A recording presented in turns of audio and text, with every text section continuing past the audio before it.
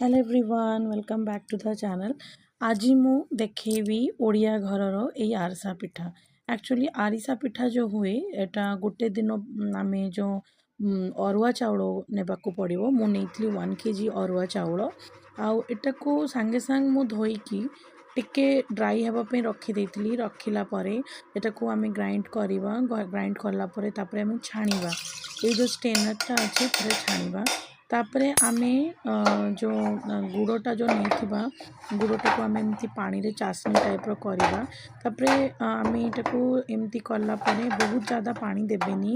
1 cup पानी रे 1 kg जमती मु चाउल नहीं तो आप 1 kg रु अल्प टिके कम गुड़ नहीं कि आप एमती टाइप सेटा कैरामेलाइज टाइप तापरे आप चेक करें।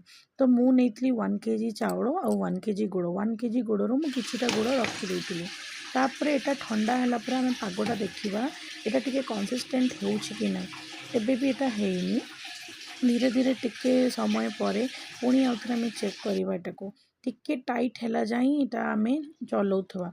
चलैला तापरे जो गुंडी जो आम करके रखीचे चाउल गुंड को आम धीरे धीरे धीरे धीरे करी गोटे बेलना सहारे मुझे मिलैला भल कि कंसिस्टेंट हो जाए।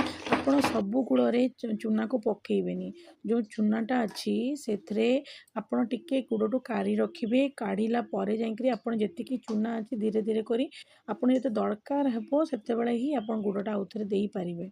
एमती छोट छोट छोट छोट पिठा आकार मु रखिकी तापरे आमे कौन करवा ना सांगे सांगे एटा को ढकेकी रखा पड़े। ढकेले जाकि जो आम जो बाट माने जो जंत्रणाटा आम तैयारी करें एटा टाइट हेबनी। तापरे कौन हे आपण एटा को छाणीबे छाणीला परे जाकि तार कलर यही प्रकार आसो।